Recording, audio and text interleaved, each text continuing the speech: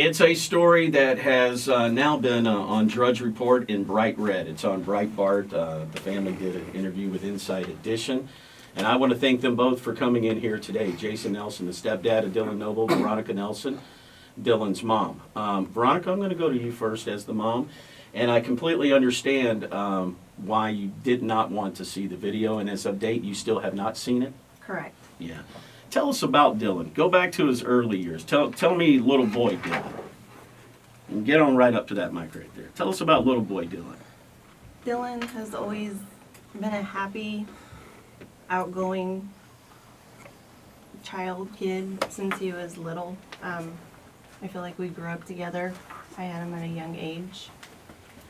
My mom had me when she was 17, so it's like we're getting old together. And that bond that you have with your child when you're, a single mom, and that's your life.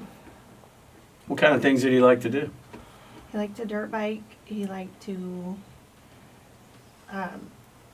get in the dirt with his trucks, donuts. In the sports, you have a favorite team or anything?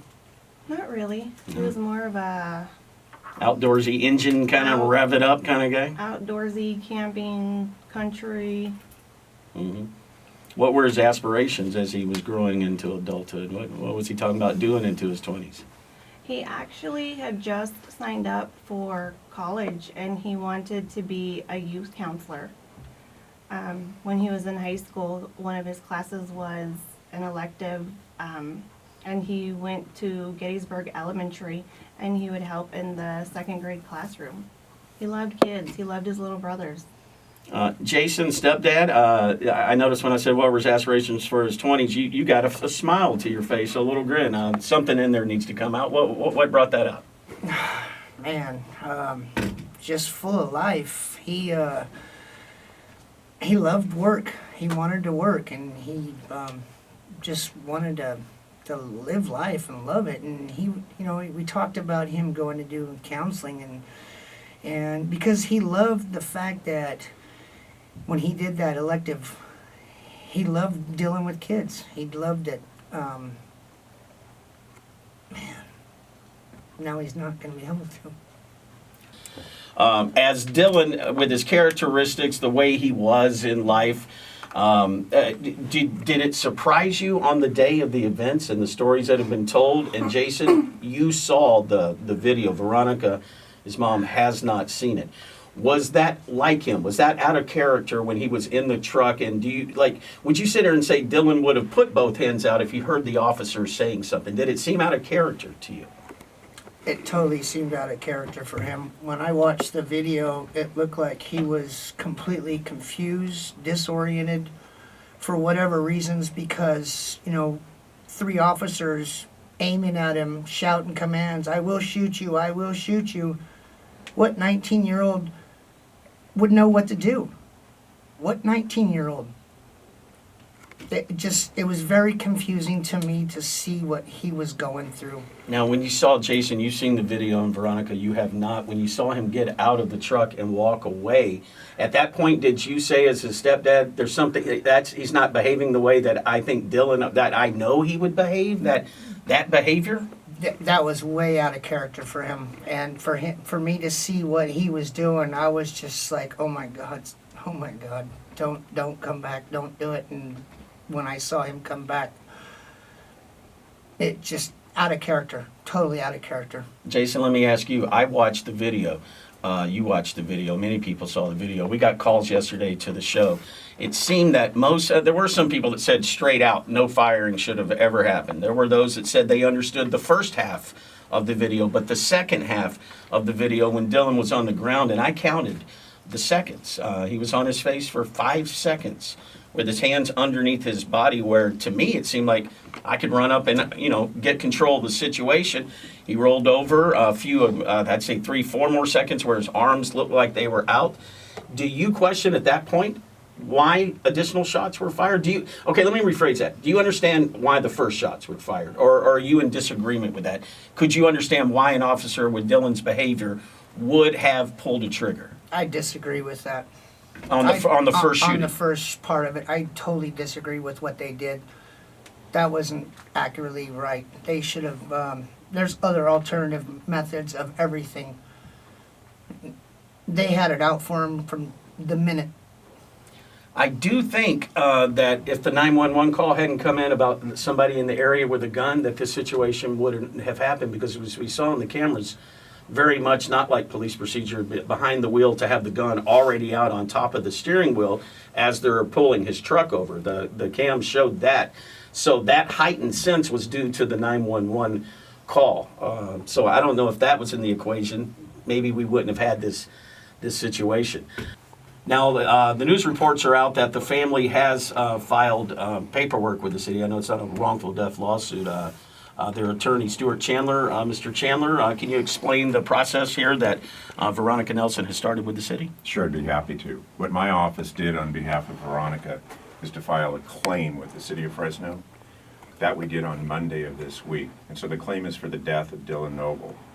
By law, the city has time to review and evaluate and respond to the claim. We're asking that they do so immediately and acknowledge responsibility for his death.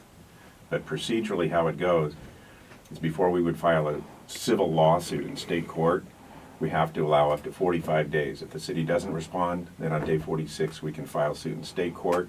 Another option is a suit in federal court. So we're looking at all of our options based on everything we know. The claim is for his death, and it also includes a claim that their policies, practices, and procedures are wrong, and looking at his death being a result of improper policies and practices, they have responsibility for that as well. So that was included in the claim. All right. Thank you, Mr. Chandler, Thank explaining it there. Veronica, I know it's explain what happened on the day when you got the phone call. I was in Pismo with my mother-in-law. I had spent the weekend out there, and my mother-in-law has stage 4 terminal cancer. And when my husband called me and said that Dylan has been shot by a police officer, I didn't know what to think. And shortly after, my mother-in-law said, what else could go wrong? Like, what else could go wrong right now with just everything that's going on? And I looked at her and I said, so much can go wrong. I said, thank God it was a police officer that shot my kid, because police do not shoot to kill. When I So at that point, you didn't know that he had died yet? Or I did didn't you? even know that he was shot 4 times. My family, my mom, like, nobody wanted to tell me that, because I was hours away and I was by myself. My husband had took our smaller children and took them camping. So I didn't know. When I packed my stuff, I packed a separate bag, because I had planned on spending the night in the hospital with him that night. Because I just knew, an arm, a shoulder, leg. But never would I think Veronica, for a shotgun? Who you does that? you were close with Dylan in age, and also, did he share things with you through life, problems, issues? Were you guys close yes. like that? Oh, Now, the state of mind has been brought into question, with Jason saying, no, that did not look like the young man that I saw grow up, that behavior. State of mind, police statement, and we've heard, I don't like my life, but we'll paraphrase. Was Dylan in a state of mind of maybe wanting to check out? Do you, as mom, did he share anything with you like that? I'll ask you this. If that is on your mind, and if that's your plan, why is your best friend following you to your house to go pick up a dirt bike? Because that's what they were doing. So, no. No, so he wasn't going through anything that a normal 19-year-old would be going through in life. No, I've never seen him depressed. I've never seen him sad. I've rarely seen him angry. Like, he wasn't. I got so blessed for being so young with this awesome child. What would you like to say to Dylan's friends? Because a lot of them have shown a lot of support in this. His friends, and I love all of you guys. You guys are what's keeping me strong. You guys are the ones that are holding me together. And I just want you guys to know that we're in this together and we're going to get justice.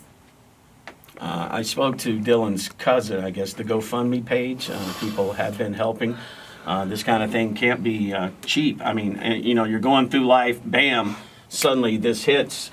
A month ago, you would have never thought Dylan Noble's name would be on the Drudge Report, that you would be in the New York Post. I mean, people lose people in life, in tragedy, in accidents, but to have something like this where suddenly you're out behind a microphone in defense of your son, it has to all just seem like a nightmare, a bad dream. You must feel numb. Is it 100% numb constantly?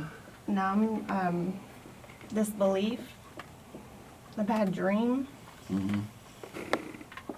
Jason, what would you like to say? Do you have anything that you would like to say to law enforcement in Fresno? You've seen the video. My thing with law enforcement is I have officer friends, and I've talked with him countless times, and there are good cops and then there's bad cops, just like there's good civilians and bad civilians. But the problem is that when there's bad cops, the good cops don't tell on the bad cops because it's all blue lives. They protect each other. Just kind of like people on the street. We protect each other. I protect my friends. Well, the cops are protecting their fellow cops. I see all kinds of corruption within cops. Just recently, what was the assistant chief, didn't he just get arrested for charges of drugs? And then what? How did he get arrested? What happens with that? What have your law enforcement buddies, your friends, Jason, how do they console? What have their views been to you? Have you had discussion with many of them? I talked to one. I asked him, I said, how do I tell my sons that all officers aren't bad?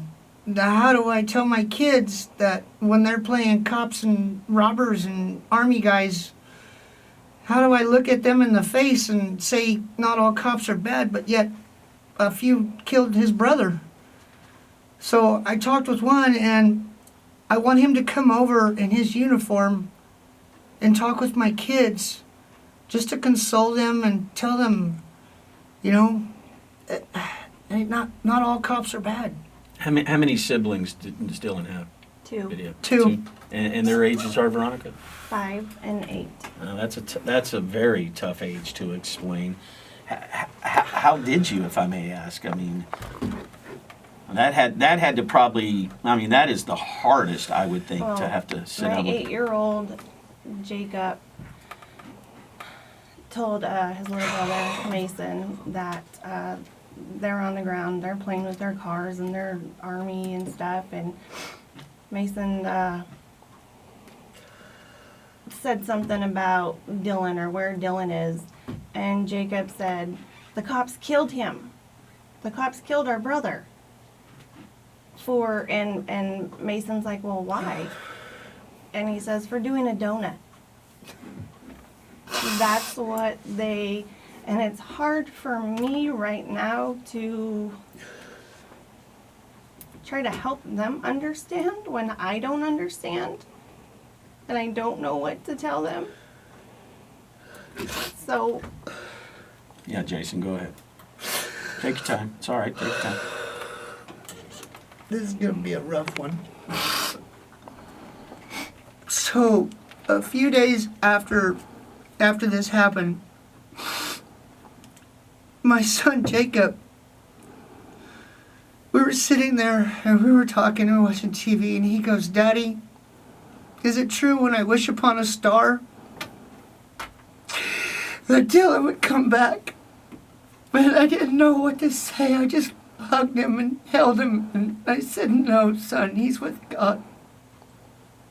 There's nothing we can do to bring him back. So the next day,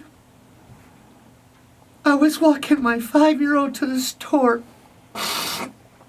and he looked up at me and said, Daddy, is it true? If I put a penny in the wishing well, will Dylan come back?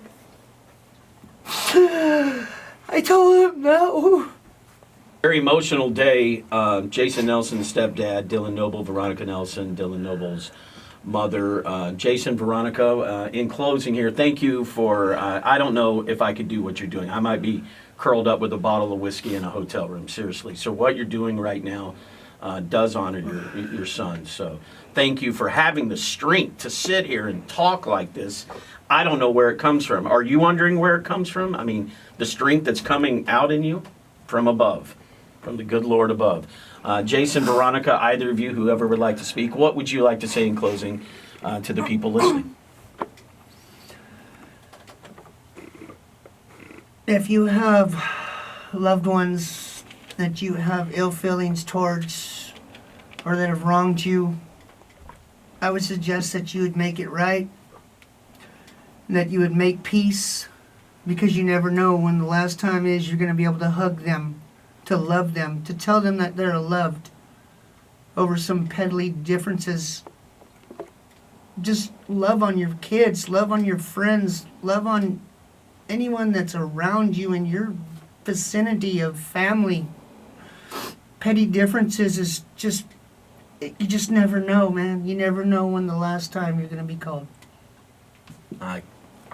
Veronica, do you have anything you'd like to say? I don't know what could top that one right there, Jason. Those were, you just made me think of my brother. I'm actually right now arguing with my brother, and you just made me go, man, what if that happened to him? How bad would I feel? I'm calling him. Thank you. Veronica, in closing, the strength that you've shown just being out and doing this interview, I just want to tell you thank you. And we'll be talking, I guess, in the weeks to months to come, because this story will continue. God bless you too, and continued strength. Thank you.